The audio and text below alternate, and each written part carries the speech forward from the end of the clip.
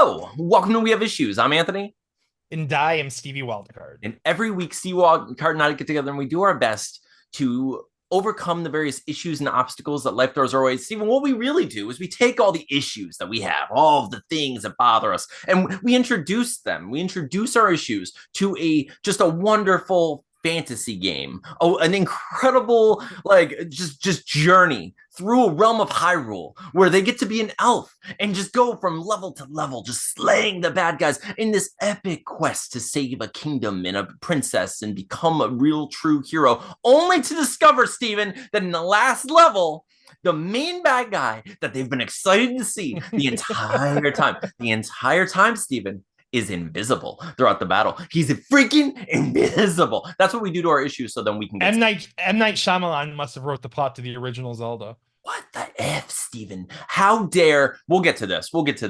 For those of you who don't know, I played Zelda recently for the first time, and I have opinions. Steven, every week we get together to talk about our attempts to make comic books. Most recently, we've been working on a supernatural action horror comedy that's a D&D inspired romp. We're on issue 3 of Deathless. How's it going so far? It's going good. I didn't get 2 pages done this week, but You're I did. A failure, Steven. You're a failure. Let me just talk about Zelda. Forget it. I can't. If you're gonna fail us like there's this, nothing to even talk about with the comic front. No. So, what did you want to do this week? I wanted to get 2 pages done, but I did get 1 entire page done. That's the page. It's another. I think I'm on page like 10 or 11. So, I mean, that's pretty awesome. I didn't send you the TIFF files though, so I'm gonna do that as soon as we're done recording. But yeah, I'm further along than I thought. I think like not having the Kickstarter for it like has changed the worry and the count and the things like that. So like, yeah, I'm further along than I realized, because now I'm almost to the fun, like the quote unquote fun. I think the whole issue's been fun, but the quote unquote fun part of the issue where we get to kind of explore some history with the entity Deathless. Yes, so it's my favorite part of the issue for sure. Yeah, I'm so excited. I wanted to write like 3 pages. I ended up writing like 6 pages this week, which is like really That's good. awesome. Like, yeah, dude, I got a good chunk done. I also got like some editing work done that I'm doing, like side editing work. Who am I? Like what? I don't know. That's fantastic though. Yeah, one of our friends was like, "Hey, I have this book that's coming out, and I'm looking for a beta reader / editor. Would you be able to help?" And I was like, "Yes, yeah, I'm sure I can do that." And she's like, "I will pay you," and I was like, freaking yes, because I'm a dude. Oh my gosh, my life lately, I'm Steven. I'm becoming John Connor. I am freaking fighting robots at my work. Yeah, I've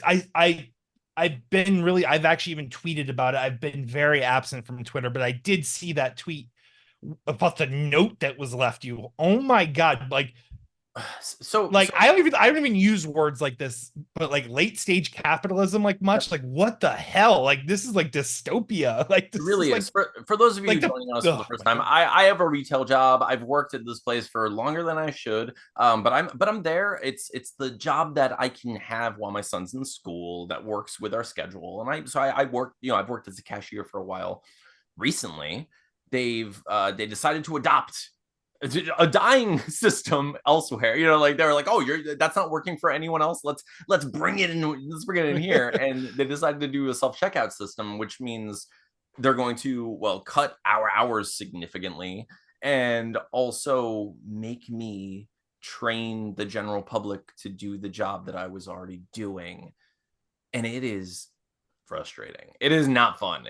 I will say, of every business that could possibly adopt a self-checkout model, yep, art and supplies probably have to be one of the worst because of the clientele that you sell to. Yes, 95% of the clientele can't, because they're 95 years old. Yes, exactly. Yes, they're buying yarn and they're buying it by the yard. You're gonna make them punch in yardage and things. Dude, like, I mean, like not to mention, okay, I mean, yes, I don't want to get into it, but you're right, dude. It's like just the product that they sell and the general demographic that they sell to, to whom they sell is just it doesn't make sense at all to do it. It doesn't sync up. Even like big name corporations are like second guessing the self-checkout model because of all the theft. And and so wild. So I've been dealing with it, dude. And to make matters, like what you're referring to, like, so Steven's talking about, they recently have been leaving notes where they're like, like, how are you comparing to the robot? Like, are you getting the signups and the emails and the, so and so? But I'm like, they are sincerely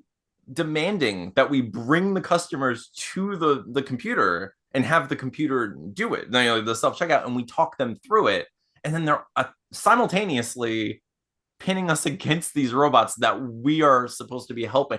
It's crazy. It's None like of it makes sense. none of it makes sense. It's like asking two people to race, and then one of them has to carry the other one, throw them across the finish line, and then get yelled at for not winning. Like, It's it's so wild. what? I want to know. I want to see in that boardroom when they're like suggesting new ideas for this I, company, because I just gotta see like what, either Steve, that or there's just some lost in translation with the lower management, like at your like specific store, and there's just some like weird power trip, but their job's probably going to eventually get replaced too and situation going on. yeah, I mean, we're all going to be drones and those weird like Boston like dynamic robots at some point, right? Like those things that people keep kicking in the woods that are definitely going to learn kung fu. Like they're going to learn Krav Maga and beat Yeah. us up. Like there's no chance. I can't fight a robot. Are you kidding me? No, I'm never they gonna have be no able to fight a. feelings. I'm not one of those guys who's like, oh, you know what I can do? Fight a grizzly. Like, no, it's gonna kill me. A robot, One any robot would. one of the A one robot, of the Roomba, strongest aspects of Roomba would win. Kick-Ass was the fact that he didn't feel pain. And you're just Yes. gonna, that's just the first thing of a robot. Robots are, come on, man. Oh, dude. So yeah. I've been struggling. I've been on freaking. I've been like punching my card and just like just struggling for a living is what I've been doing. So yes, any opportunities. My friend was like, hey, I can pay you to edit this thing, and I was like, I can't do it. Also, if you want to go and sign up for the Patreon, it does help because I recently had to pay for the website, which Oh, Steven, I forget about it every year. Usually, previously, our Kickstarter funds have been in my bank. So when it comes out, I'm like, okay, I'll just take this $200 out of our Kickstarter fund, and this all makes sense and works for us because that's what the money's for. Oh, Stephen, Stephen, when those things hit me, and I'm like, oh, I'm a poor person. I have no money at all. This is not good. But whatever. It's fine. I'm happy. I did recently also, Stephen. I did recently put issue 2 of Deathless on our which is website. awesome. So if you're out there and you haven't purchased Deathless issue 1 or 2, go check them out on our website at weaveissuespodcast.com. Otherwise, Steven, I need to talk about Zelda for real, just really quick. I didn't know. Steven. Nobody told me. I actually never beat the first Zelda all the way through, so I didn't know that Ganon was invisible at the end. Steven, okay, so for those of you who don't know, who've never played Zelda, I don't care. I wish someone would have spoiled this for me. You play through these levels, it's progressively more difficult, which is good and sensible. Like I learn more, I equip better weapons, I become a better elf, right? And then you get to level 9, and you're like, okay, so far I've faced dragons, centaur, weird rock creatures that look like Cubert. There's a freaking kaiju in the water that constantly spits fireballs at me. You face these things, and you're like, I'm learning as I'm going. I'm like, oh yeah. And then when you get to level 9, they're like these cool. It's like a floating eyeball. It's almost like a beholder, but instead of having tentacles, it just has a bunch of baby beholders that fly around it, and just this cool ring of other monsters trying to kill you. And I'm like, dude, this is building to an epic battle with the Bowser of this castle. I can't wait. I can't wait to fight this thing however I can, figure this out. I have all the tools I need. So you find your way through this labyrinth, and you find the David Bowie, and you see this guy for like half a second, right? And he just looks like this weird blue pig man, and then he disappears. Stephen, the first time, for the first minute, I literally am dodging these balls, just going like this, so they're orb, laser balls coming at you. And I'm like, okay, is he gonna pop out? Where is he? And I'm just dodging, and I'm like, where is he? Wait, where is he? And someone in chat was like, oh, he's invisible. I was like, dude, I was so mad. I was when you hit that level of upset where it's no longer cute and you're like, oh, I can't be around anyone. I can't this. I'm just insulted to my core right now. Yeah, with what just happened, dude. I was incensed. I was because this is what happened in my brain. I was like, first of all, it should be an epic battle, right? I should feel as if I need to like use all the skills I've learned, all the tools I have. I should blow the cool the flute. I should have to shoot my arrows. I should have to use my fire. It should be this like series of events, that will eventually lead to Ganon's demise.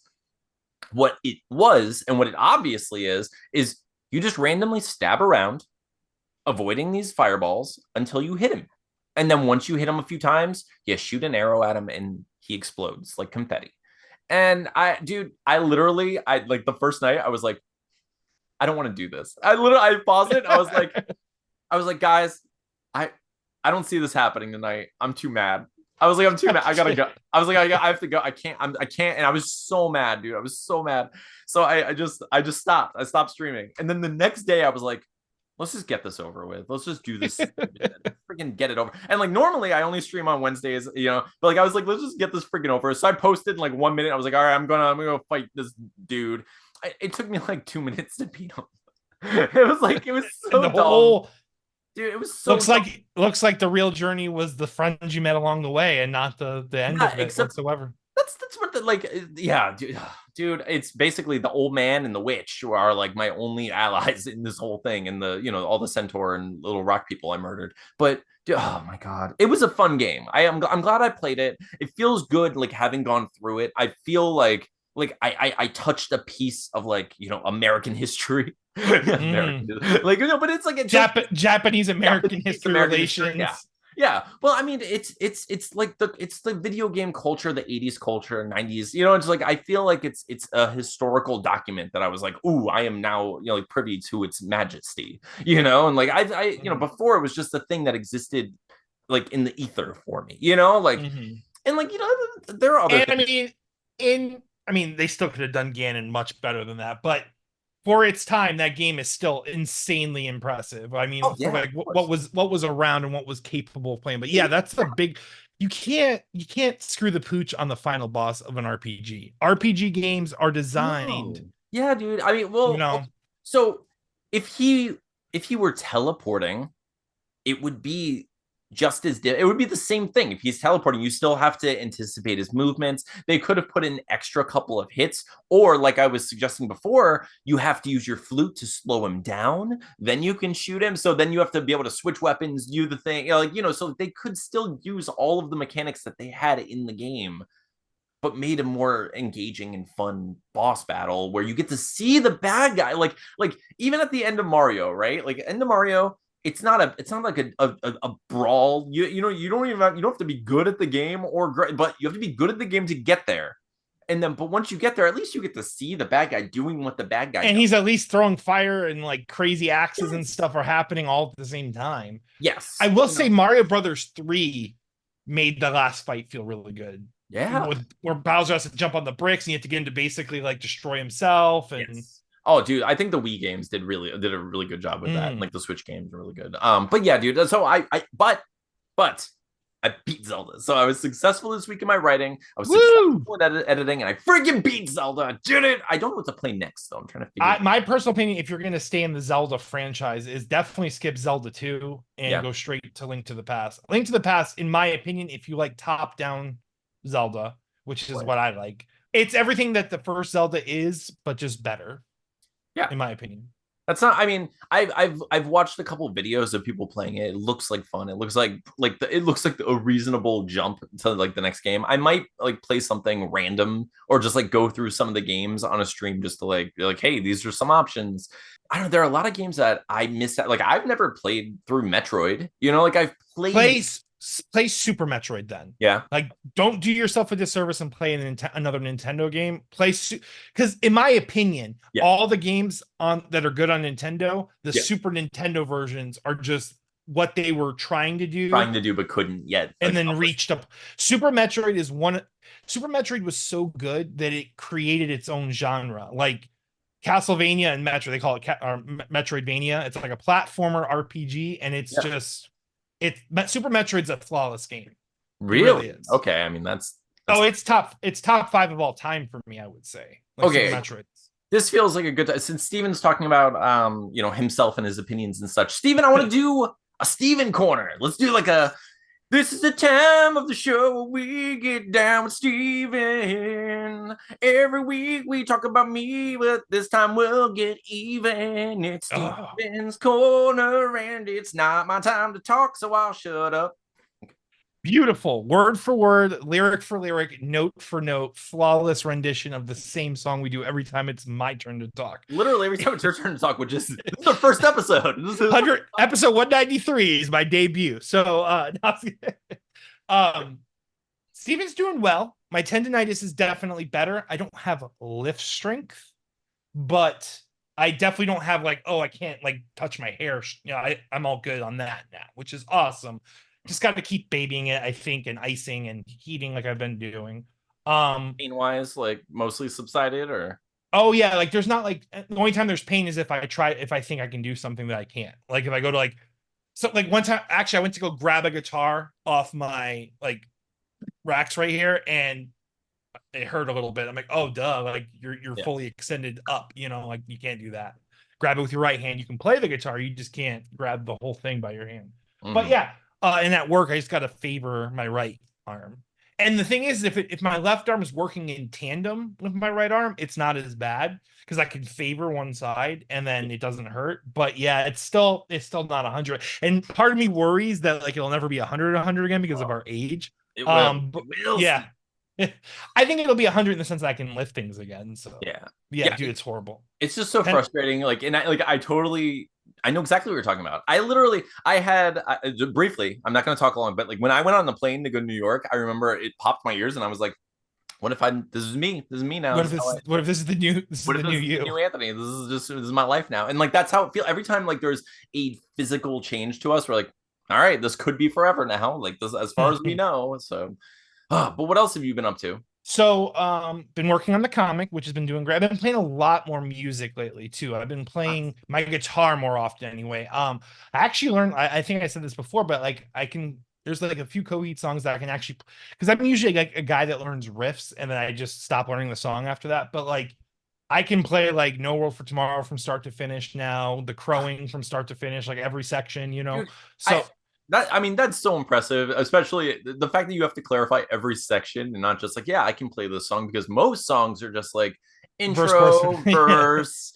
like bridge, chorus, like verse, bridge, chorus, bridge, chorus, chorus, chorus, chorus, end. Like that's And then bridges are usually just choruses with of different course, drums. yeah, It's the same notes, but just the drums doing the crash now. yeah. But no, like the crowing especially, I think is like it's got like that bridge that keeps building. So it's like that. It starts off and then it does like this, and then it does that crazy, and it does like all these crazy things. And but yeah, so I've been like playing guitar. I was actually trying. I don't think I've abandoned it, but I was trying to do like an updated like recording of Age of Aquarius because Okay, I had randomly started singing it to Tina and she's like, I don't know what you're talking about. I'm like, remember in like 40-Year-Old Virgin at the end of the movie, he yeah, just that's the suddenly first starts thought I. singing. Yeah. And she's like, no, I don't know what you're talking about. So then I'm like, I wonder if we can mess with that. And like, it's such a weird song. Like we could, but man, it was definitely written Yeah. and performed by people that were just completely high out of their minds, playing so many instruments all at the I same like you would never capture the essence of it. You know what Oh, I'm of course. saying? I love those songs. Like my one of my favorite like just oh, this exists and someone was definitely very high when they wrote this song is the Come Sail Away. Like I Oh, every dude, it's my favorite. It's my favorite because like everyone if you haven't heard Come Sail Away in a while, go listen to that song because like it starts off as like this beautiful like just thoughtful just recollection of someone's voyage like on a ship. They're talking about like the ocean and all this like beautiful stuff. And then the end, they get abducted by aliens and it's crazy. What's happened? high out of their gourd, like just They completely just 100%. They're aliens. succumbing to their drugs. Yeah, there's like, I mean, that you don't get better than that. You can't like No. it is the From Dusk Till Dawn of music. Like they're just like, oh yeah, here's one genre. You think it's a pirate movie? It's not. Here are aliens. What aliens Here's some, versus fire? I am on board with this. Dude, it's crazy. I will come sail away with you, Sticks. Oh my god. River Styx, such a soft band with such a metal ass name too. Right? I hit legend for this season in Pokemon Go's Oh, PvP nice. League. So I hit legend again, which is awesome. It's the highest rank. Obviously, I could, I don't care about pushing leaderboards and being in the top 10 or whatever, but I hit the highest rank and got the rewards Here's for so doing. much. Before we started recording, Steven was singing a whole song about how he will be the very I best, will like do no one I ever was.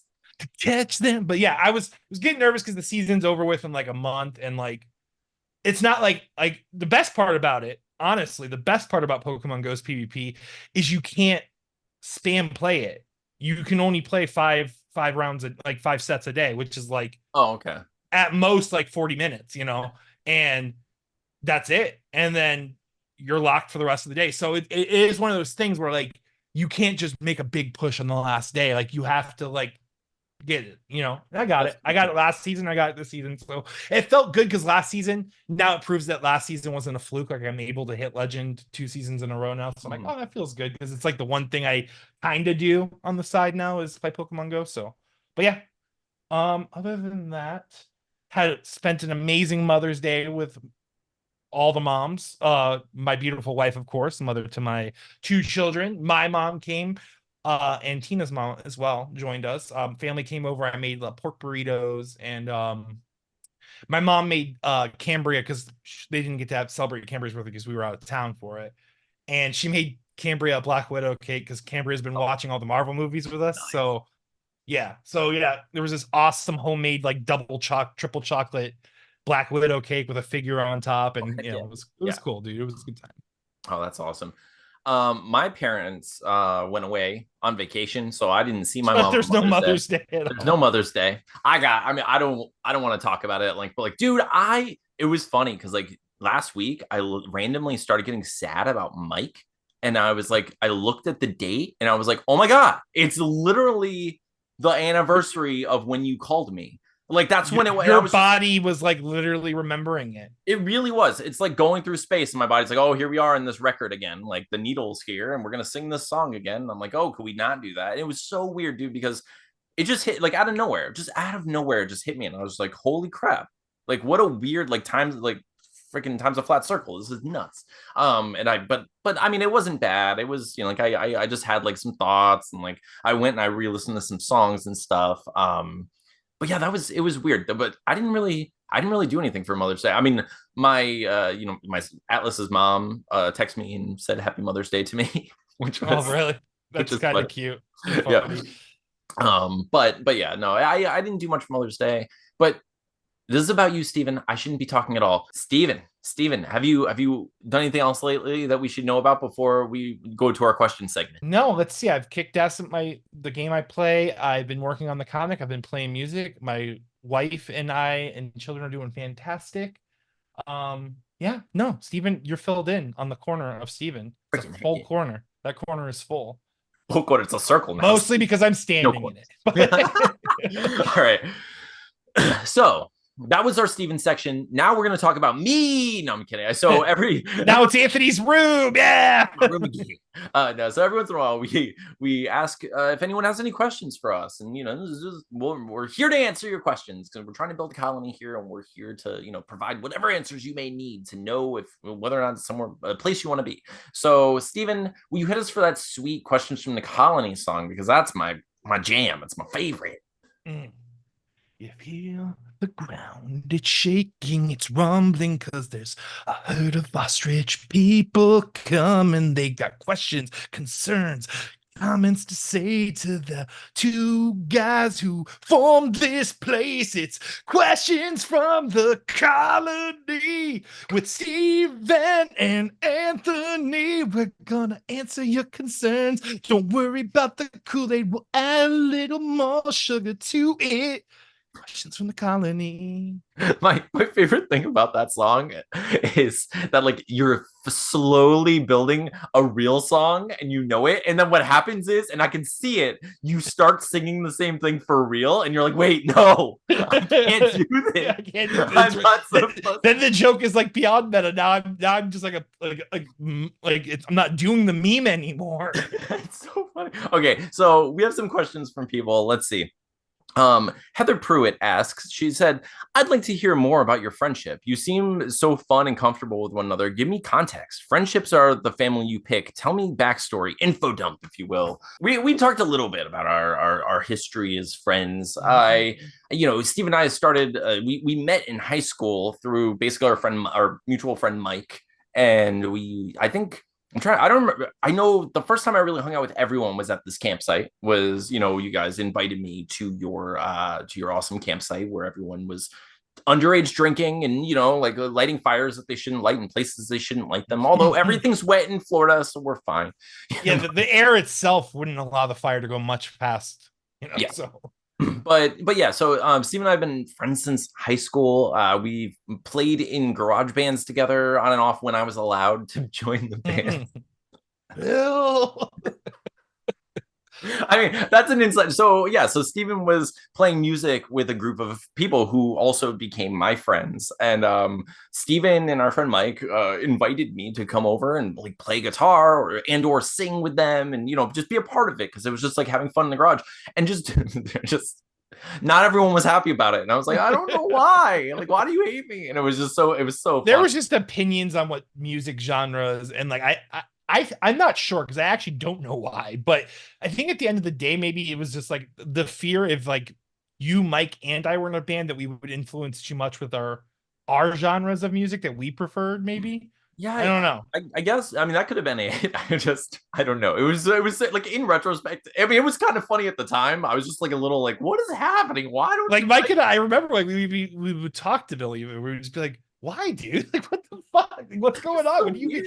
But I mean, it was like, Brian and I will. I'm like, damn, he's taking the drummer with him. Like, but yeah, so we had like we played in garages, and then Steven's house was always kind of like the mecca for everyone. Or really, it was like Steven was the heart of the group.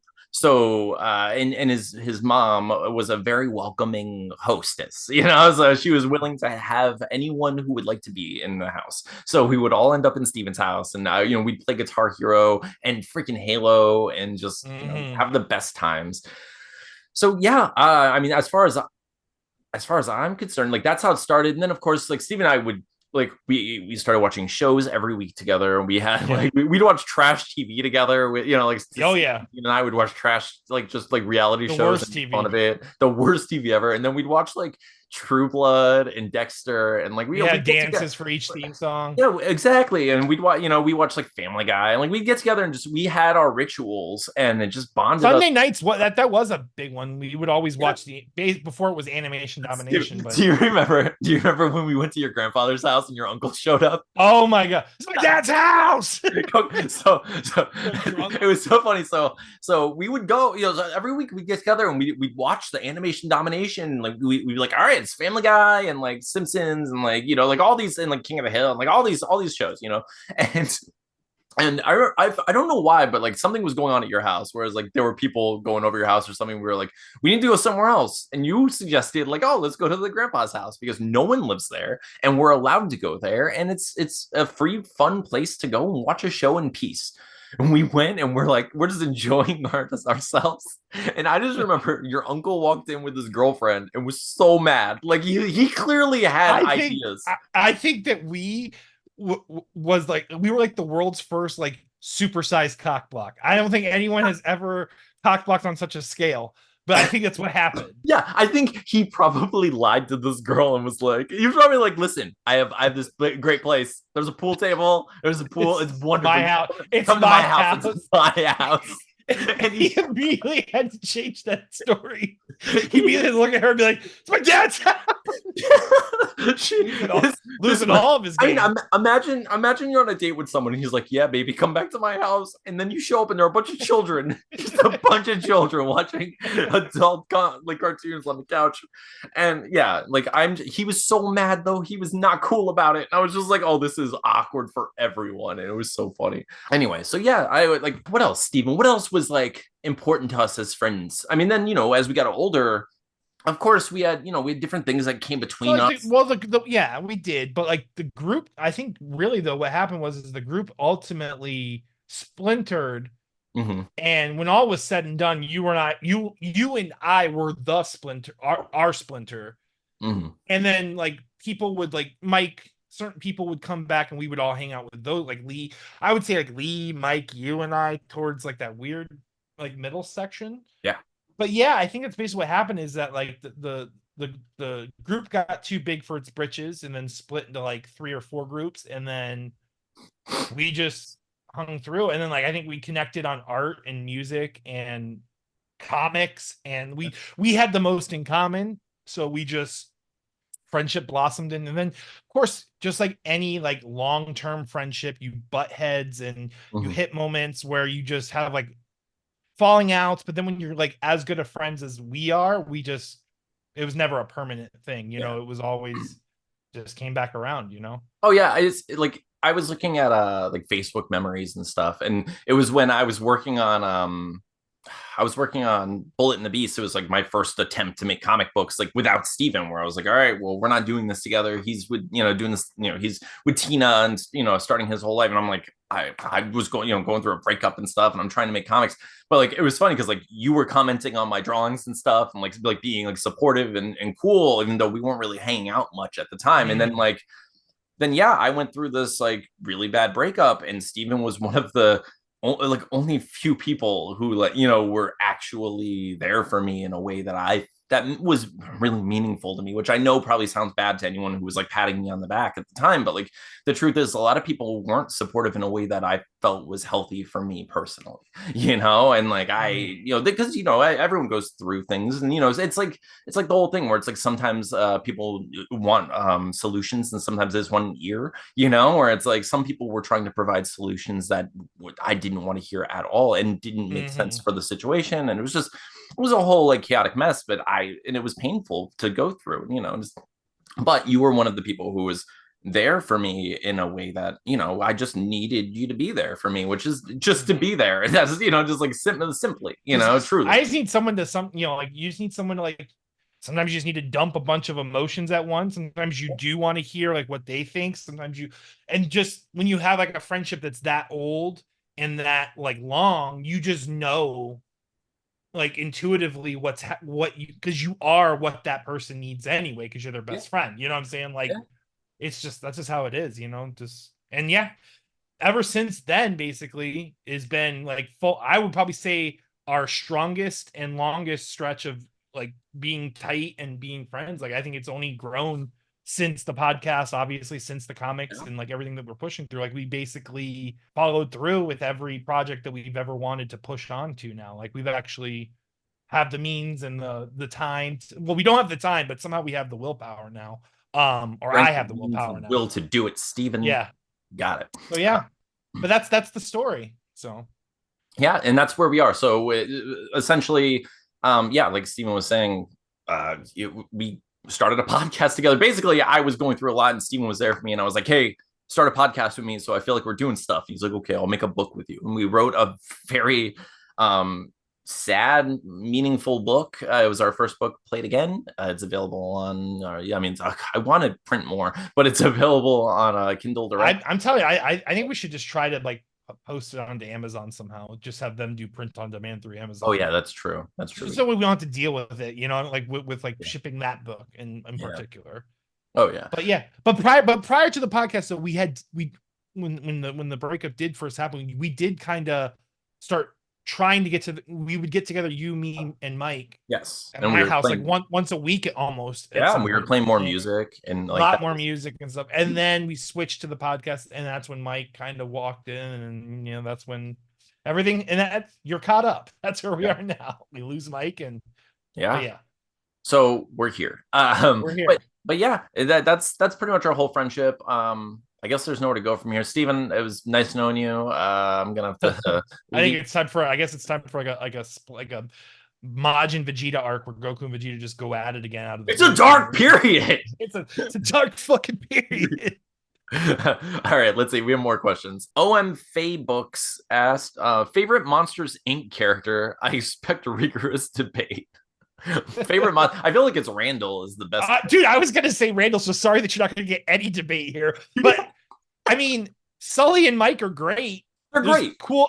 They're cool. Randall is amazing. Randall's so freaking cool. I mean, and Steve Buscemi, right? Like, I mean, come on, you can't. especially right now after he just like he got punched. Like, how dare you, humans?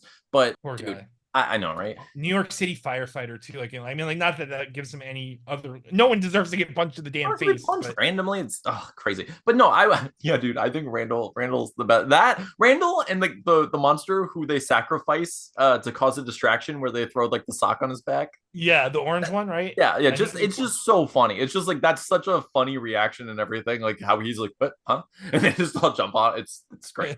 But no, I mean No, Randall. it's Randall. Randall is the best. Sorry for the lack of debate, Sorry. but So Diana, love you, Diana. But Diana asked, she won't listen to this. Diana will not listen to our podcast. But she wrote, Diana's here this time. I don't have a question because I suck and I'm a terrible friend, but I love you and just felt like you needed the reminder. I'm like, okay, I love you too. Thank you. 10 Comics asked, how important is must be into comics when it comes to dating? I'm gonna say not important. Not at all. My I'm gonna wife, my go. wife literally like, well, my wife has like very rudimentary, like, I guess you would use, I guess, that word to like for comic wherewithal or knowledge or I'll, superhero. I'll tell you what Tina has that I do find to be incredibly important is an interest in your love for the Absolutely. thing. That's what she has. Yep. I've seen Tina sit with wide eyes while you explained the new Avengers to her. Like I remember like when we were reading like Uncanny X-Force and Tina was like on the ball every single time we read an issue. She's like, "Oh my gosh, tell me what happened." And you would tell Let her, me know. Give me the spill the yeah. tea. And that's what it is. And like, no, she doesn't have to sit there and read every issue of the thing or even want to, or but it's the fact that she is there, like, not that you need validation in it, but she's there open She to genuine, your and excitement it's towards the thing. not like a sacrifice on her part or anything. It's a genuine, amazing partner quality that she has. Yeah. And yeah, and then she does, like, I mean, like, Coheed's actually a really good example of where I was actually like starting to get obsessed and she wasn't feeling it, but like my Yeah. love for it pushed her to like love it a lot. And now that's, I mean, she's got tattoos of Coheed all over Yeah. her body now, and our kids are named Cambria and Chase. And Oh like, yeah. but yeah, Tina's incredible. So yeah, no, as far as on my side, it doesn't matter at all because it just doesn't. You don't need to know about comics to date me or marry me. I mean, there are things where I know, like some people are like, oh, opposites attract and all that, and I'm just like, I need someone who will want to watch Mm-hmm. the movies I like watching and want to watch at least a good amount of the shows. You don't have to watch every show I want to watch. Like I don't love having. That's one of my favorite things about being a single human person is I can watch whatever I want and I don't have to wait for anyone. So if I'm like, oh my gosh, this show just came out and I'm gonna binge the entire thing today, I don't have to be like, oh, she's at work. I have to wait, and then we only get to watch one episode, so then we could spend time doing other stuff, and you have to do all this. No, I could just like sit down and be a slob and just watch the whole thing. That's great. But it is nice to have someone who's like who wants to. I need someone who watches like horror movies and or bad movies, and like isn't a snob, but just like enjoys things. So Mm-hmm.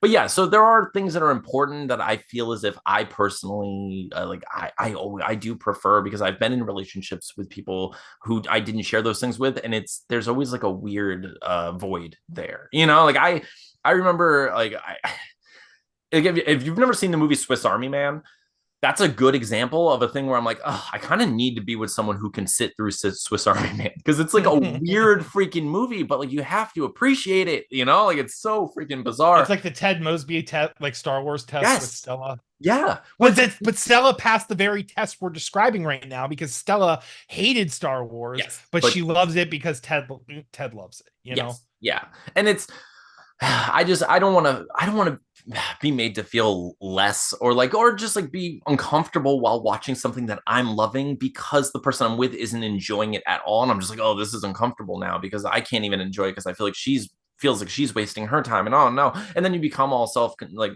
just self-aware and like frustrated about the whole thing. It stinks and it's not a great situation, so I like to avoid that forever. 10 Comics also asked, what famous fictional monster would you most want to date? So Stephen, I'll tell you, I'll suggest to you, for Tina, if she were to become like suddenly it's thrust upon her where now she is a monster type, which would you prefer? I feel like vampire is the easy one Yeah. because not much changes except for her need to hunt. Werewolf is main. I feel like Tina, even if she transformed into a werewolf, like my human form would still be more powerful than her werewolf form She's so because she's so small. little, she's Yeah. so tiny. So maybe werewolf would be doable too.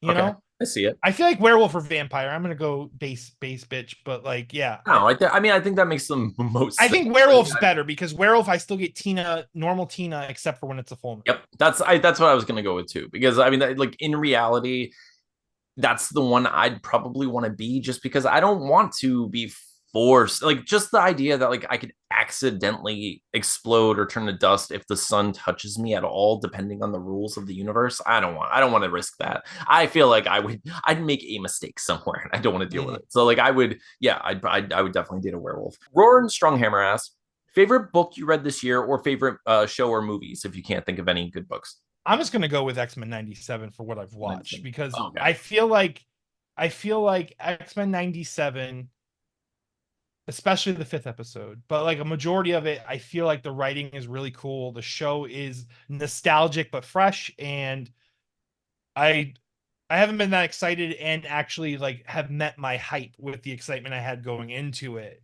Yeah. like met like that. So I think X-Men 97 was the one is the thing I've enjoyed thus far this year. Nice. As far as books, honestly this year all I've really been reading are like screenplays and like random books that I've already read, but like I've been trying to motivate myself more and like or like not motivate, but like be more positive. I'm trying to like look for things that make me feel a little more motivated and like optimistic, you know. So I reread Tough Shit by Kevin Smith. I was reading I read like half of the Rebel Without a Film Crew by Robert Rodriguez. My favorite thing that I've watched recently was Project Greenlight season 3. So Project Greenlight was a documentary show about filmmaking. And they literally, so on the show, it was Matt Damon and Ben Affleck, and they would choose a script. Like they ran a contest and they chose a winning script and a winning director, and the director had to direct the winning script. So, and they made a movie. So and they're like legitimate movies, and each episode of the show is the whole production of the movie. So you start with like the contest, and then you see the pre-production with them like casting and what they have to go through, and then Each episode covers a whole no. movie. So Oh, no. okay. One season is the whole movie. Each episode Okay. is a part of the process. I'm sorry, I'm like, damn, that's some content if they were right? doing that. No, that would be incredible. But But one season is still incredible though. yeah, dude. But one season is so. There's this movie called Feast that I think that you've watched, but it was like years ago, so you might not remember. But because like I remember I discovered this movie in Blockbuster years ago, and I was just like, I love this movie. It's so crazy and silly, and like, it's like, yeah, I don't know if you remember this, but there are monsters in it. They're in a bar, and there are monsters, and there's a scene where like this guy comes in, he's like you all need to lock the doors. There's hell coming through, blah, blah, blah. And they're like, who are you? And he's like, I'm the guy who's going to save your ass. And then a monster reaches through the window and rips his head off. And it's like, it's so funny and so ridiculous. And I was like, I know I watched this movie at your house. I'm trying because I know I I'm watched. pretty sure it does feel familiar, but I'm just not imagining. Oh, There it was was that so one long era ago. where we were watching all the Japanese horror movies and stuff Yeah. too, if you remember. Like there was Oh, I remember. we went through some eras, but But dude, so I love that movie, and I was just like, oh my gosh, this movie was literally filmed on this show. They made a whole season to film that movie. And I love that that's movie. wild. It's ridiculous. So I was like, here I am wanting to make this like horror comedy.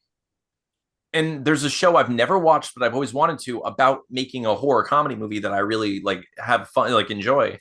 So I watched it and I was just like, oh my gosh, this is so crazy. It was like, so it's really enjoyable. The whole thing is on YouTube for free. So I was like, I freaking watched it all, and it was great. And like, I loved it. That's awesome. Yeah, it's a really good watch.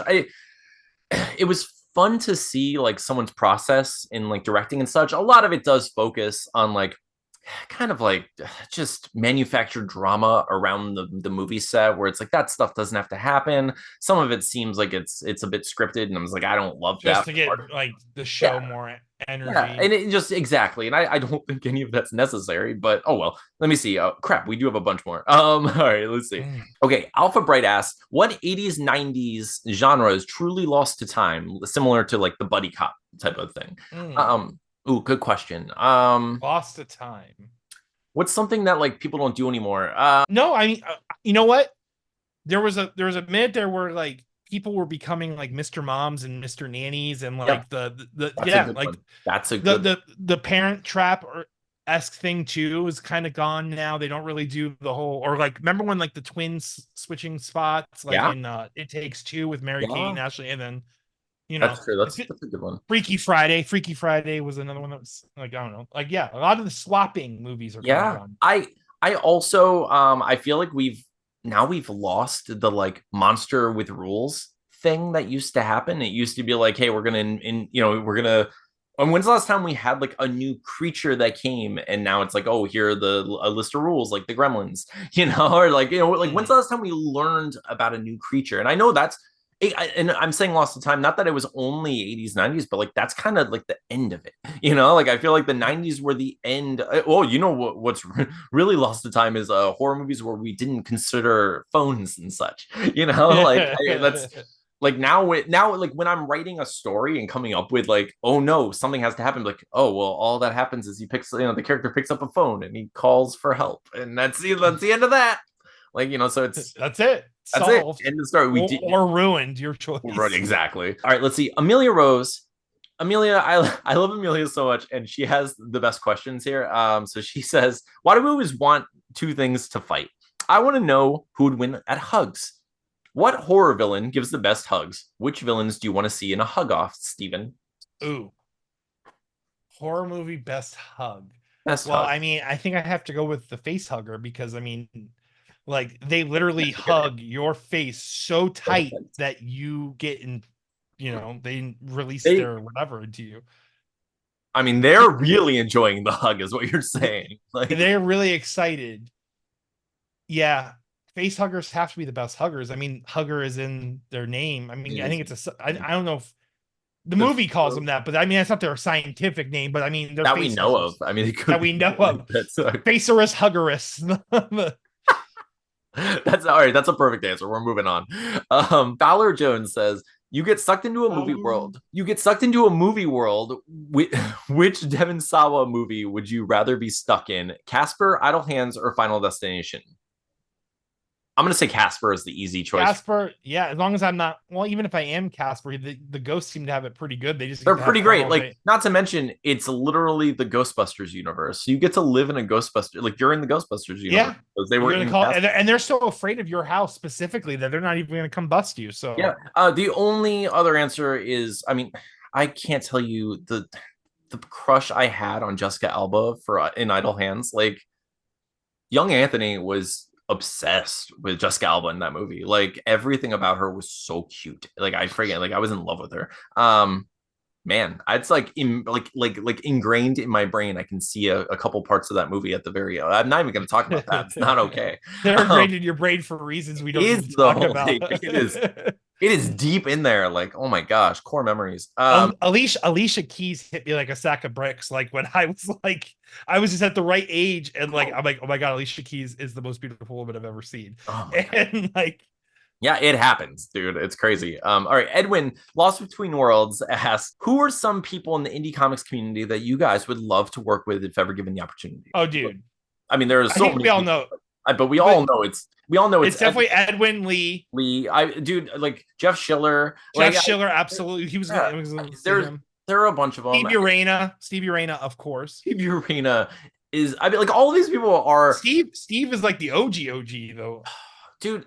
Steve is like all of them make books that like I legitimately, sincerely love, and I like that's Steven. I can't tell you how much I like how happy it makes me that we have friends who make things that I actually like. Like I don't have to be like, yeah, everyone go buy this book. It's good. Like, and like I hate it. Like, no, I freaking love all their books. Like, I so much. Oh, Like every time every I pick single a book. one has like their own. It's just so great. Like Lost Between Worlds is such an awesome like dive into like post life and all these cool little pieces of information from all these different cultures and how they perceive death and like all the deaths being represented. The thing that Lee's working on right now that I'm so excited for with Queen Barbarian Queen Charybdis, like that's gonna be fantastic. Oh yeah, um but Magic Powder is freaking magic meets like thuggery, or like I don't even know how to, like Vegas meets magic. I don't know, it's like it's just yeah, awesome. it's like Sopranos meets Soprano, yeah, perfect. Like like mafioso meets yeah, magic, and it's oh, it's just, so good.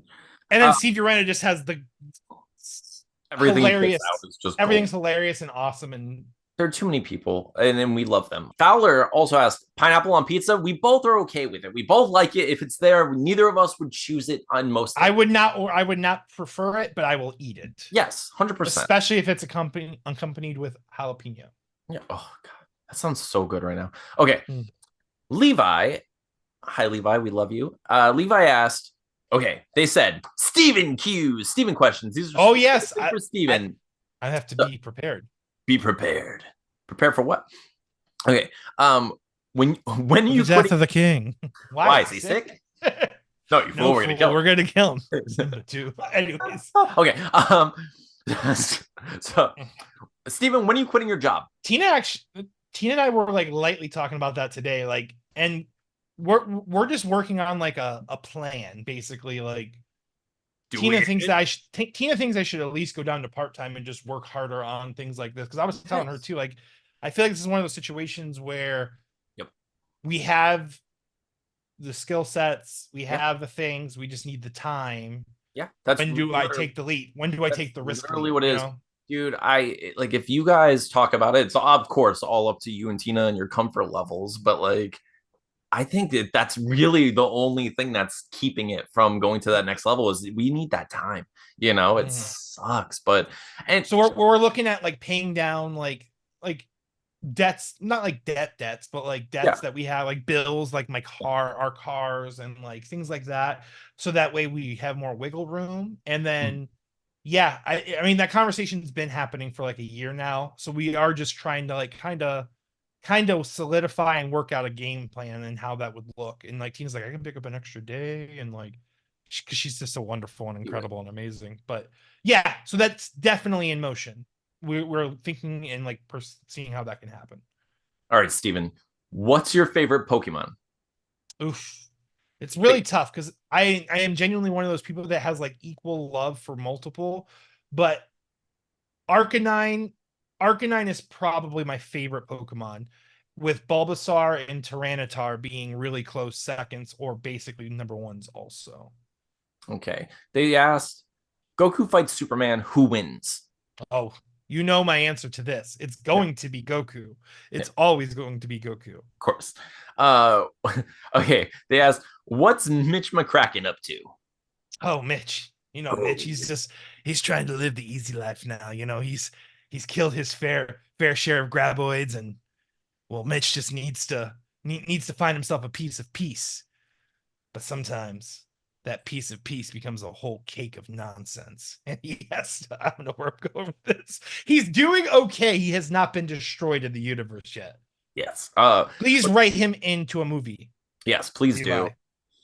How did it feel bringing the wild card to Critically Stupid? I love, Alex hasn't messaged me. He lightly messaged me a few months ago talking about a possible bounce back into it, Nice. but it wasn't anything like what it was the first time. So like, I loved it. I loved being a part of it. I loved basically being dropped into this game and being like the boss character before he joins your party. Because like whenever a boss like becomes part of your team, he like gets completely weak. Like when Bowser joins you in Mario RPG, he sucks now. He's not Yeah. even strong.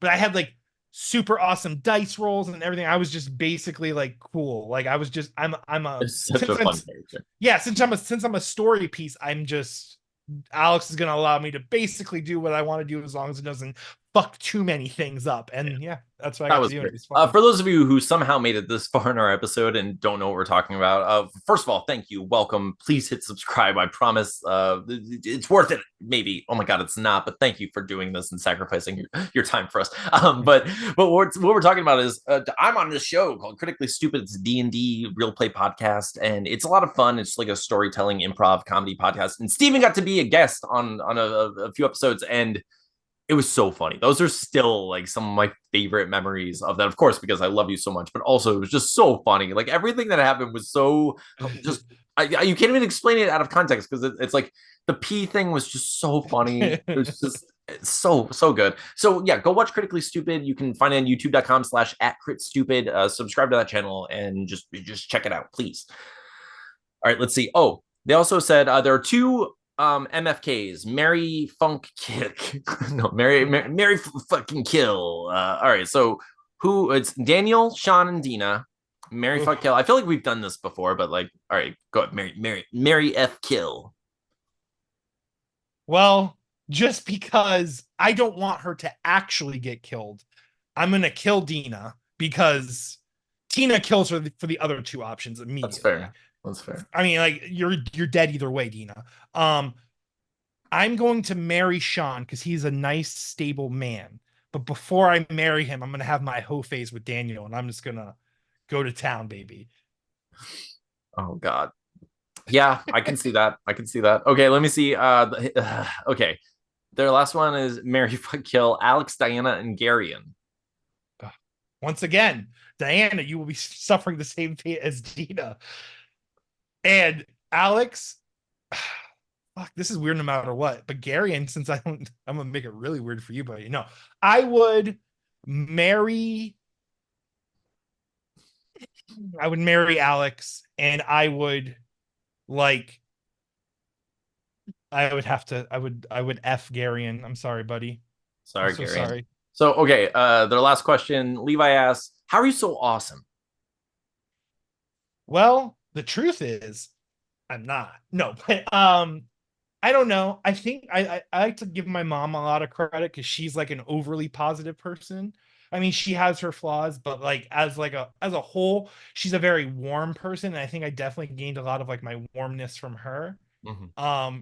And I just do my best because I do my best to like try to be positive in anyone's life that I encounter. So like that's like my it and not because I'm actually trying, but because like that's literally what makes me feel happy is like people being happy around me. So it is like selfish in and of itself, but like How dare I you? do I know how dare I'm so selfish.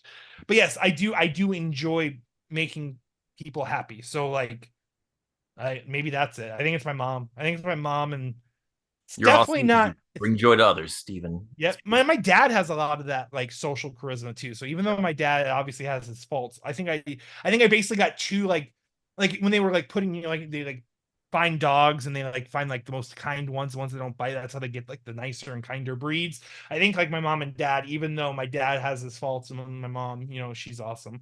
They both are very kind people, like and nice people. And I think I just lucked out with the genetic lottery of that. Yeah. Okay, let me see. Okay, that's all for the Steven questions. Then we have both of us, just a few more. Heather asked, who was better at hiding, Waldo or Carmen Sandiego, Steven? Who do you think? I mean, they both kind of suck at it, if you ask me. Okay, they do because children find them, right? Children find them. But And Carmen Sandiego has been found. It's not where in the world is she, is where in the world is she now? Because we yeah, found her, but now we got to find her again and hopefully. no, not to mention. Okay, I'm gonna say Waldo only because Carmen Sandiego is stuck in this world. Like we know there are only so many options, and children find her off. You know, often, always. Waldo, on the other hand, is limited by nothing. Like he literally is friends with a magician. You know, like he goes to various worlds of giants. He goes under the water. He goes to lands where there are clone machines of Waldo. Like, you know, it's very difficult. I'm sure there are children out there who never succeeded on finding Waldo in the final Waldo page where it's all oops, all Waldos. You know, so I'm gonna say it was Waldo was the better hider. But yeah, I'm with Steven saying that they're both kind of like mediocre at it. Do you think if Carmen Sandiego and Waldo had a child together, that child would just be born invisible? Like it's just given the Like it's just like I think their the great child is Bigfoot, and that's why no one's like, it's, where's Waldo, Carmen San Diego? Yeah, that makes sense. Uh, their child, Bigfoot is the their love child is child. Ganondorf.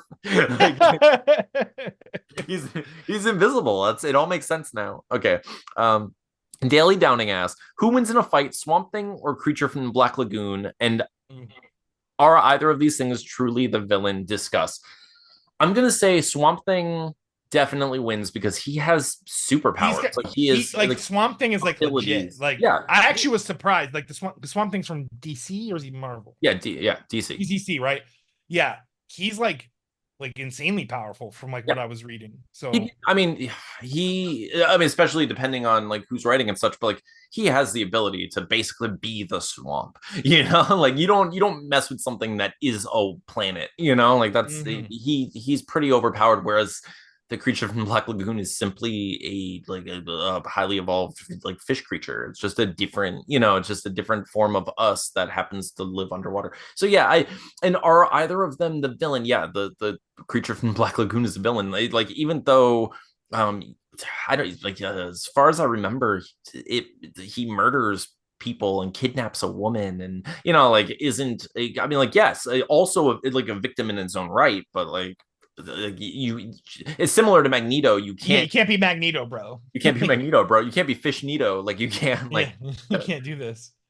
okay, let me see. So Paige asked, which movie creature would you want as your sidekick? Ludo from Labyrinth, Gizmo, Harry and the Hendersons, or Falcor? Oof.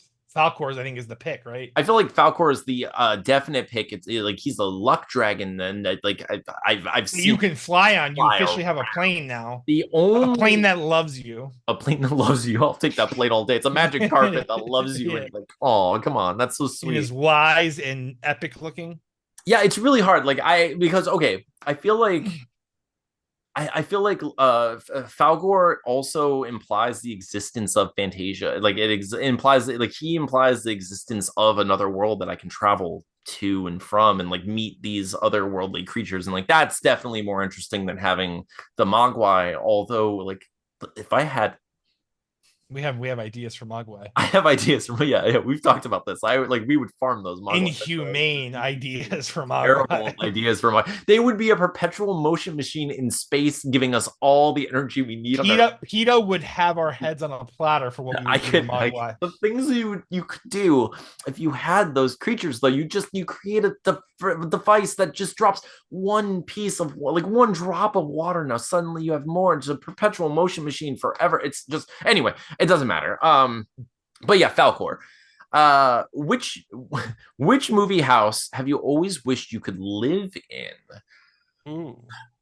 The Jetsons. No movie. I mean Jetsons meet Flintstones. Jetsons house. No, I do like the like Kevin McAllister's house is pretty sweet. that is an incredible house. I mean that's a beautiful, crazy big house. Like even I mean that's like big enough for the colony. Like we don't need a farm. We just need Kevin McAllister's house. that's a really good answer. I mean that house or like that ridiculous mansion that's in everything. What was it in like what's the Witches of Eastwick or the no Death Becomes Her. That's what I'm thinking of. In the giant mansion in Death Becomes Her. Just like those kind of places, it's like yeah, I'd live there or a castle. Just like I want Eureka's castle. Yes, Give me please. Eureka's castle. Okay, let me see.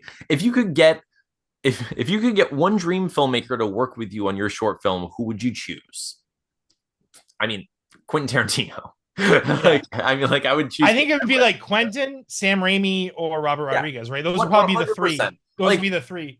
Like, okay, like I would love any of those. I would would love to work with Kevin Smith. The reason I say Quentin Tarantino is like, okay, let's just say you choose Robert Rodriguez. He's gonna be like, listen, you can do it with what you have right now. I'm like, no, like help us, like Robert, you're Robert Rodriguez, Robert Rodriguez. And you're not like Robert Rodriguez, like from when like you were Robert Rodriguez. You're Robert Rodriguez now, Robert Rodriguez. Yeah, like you like, come on, Robert Rodriguez, like, what are you doing? And like, no, but he'd be like, listen, if you have a shoestring and some duct tape, you can make this movie. And I'm like, I appreciate this ambition and like all like you're trying to motivate me and I love this, but what I need right now is Quentin Tarantino to help me understand, like but yeah, so I think I would probably. And I feel like Quentin would be like one of those guys that just like rips through the bullshit and just like just Quentin Tarantino's the movie and gets it. Yeah, and I feel like I would learn more, and like and yes, I know people love to hate on Quentin Tarantino for being like yeah, like a sponge as far as film is concerned, but like yeah, there are certain things in the filmmaking language that work, in a yeah, subjective but like objective way. It's in a way, like you learn certain techniques to just curate certain emotions and such, and Quentin Tarantino has studied enough films to understand that language just as well, if not better than the best of them out there. So it's like, yeah, you might not like his movies, but like he knows what he's doing, and like at the very least he can give you some great ideas on how to achieve certain things. And I would love that. Okay, let me see.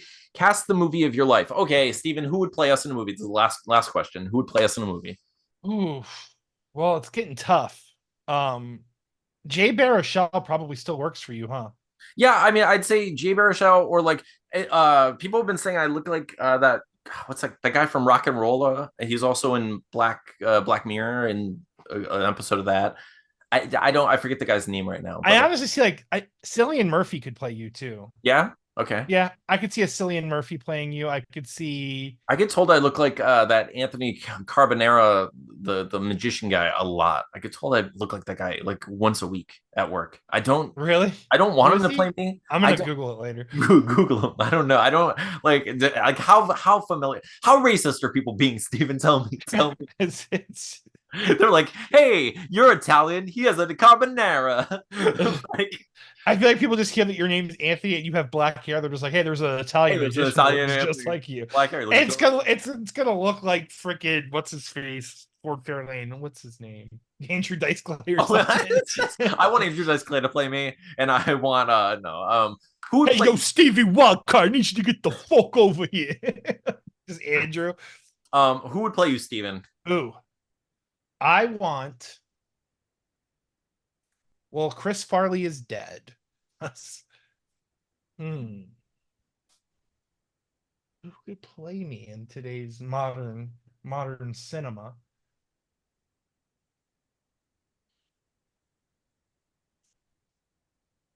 Like if Chris Hemsworth just puts on like a few pounds. Like Chris Hemsworth. Who might be able to pull it off? The guy who played Foggy in the Foggy Oh yes, Daredevil. Daredevil. I The guy who played Foggy. who's also dude, like it's crazy. It's so obvious, but yeah, he was one of the Bash brothers from Mighty Yes, the Ducks Mighty too. Ducks. Yeah, Fulman.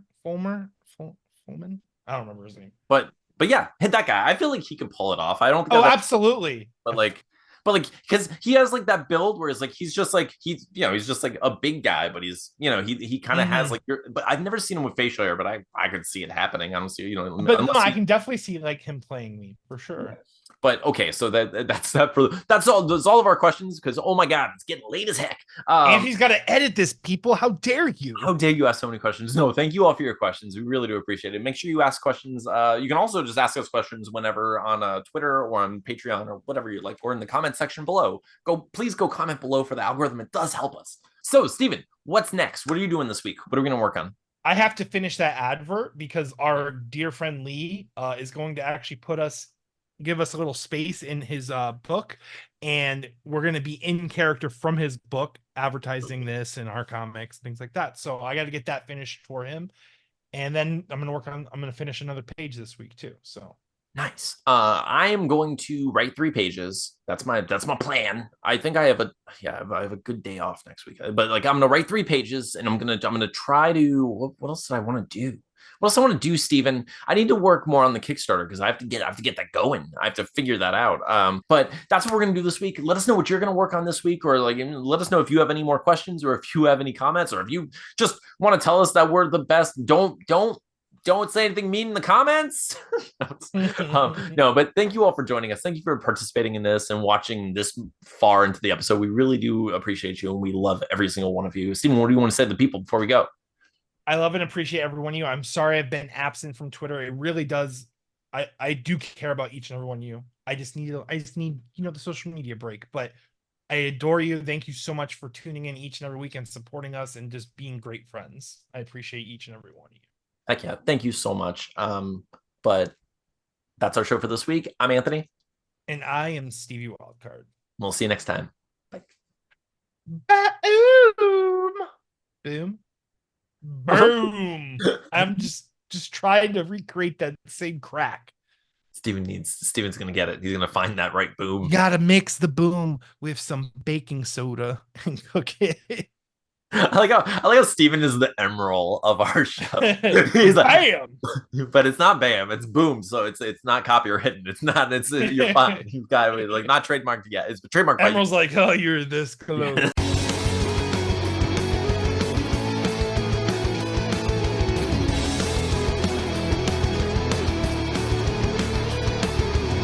Then basically all you gotta do is just that. you don't even need that video at all, actually.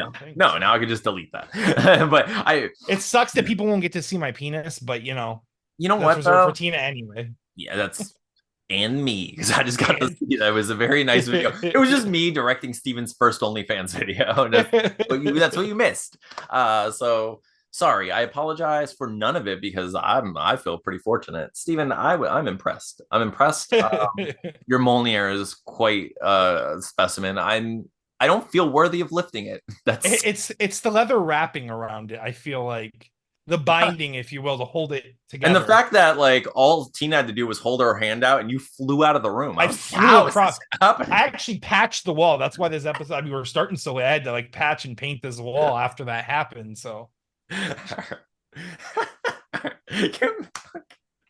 just like the image of like the actual image of that is because you'd have to think about like how I would get pulled, because if she's pulling me from that, I would either flip backwards with full tug, or I'd get whipped this way. I do love the idea that like that's the handle and you are Molnir. Like your whole I'm the head of the hammer. Yeah. Like you're the hammer. That's the handle. She's got this. She's obviously.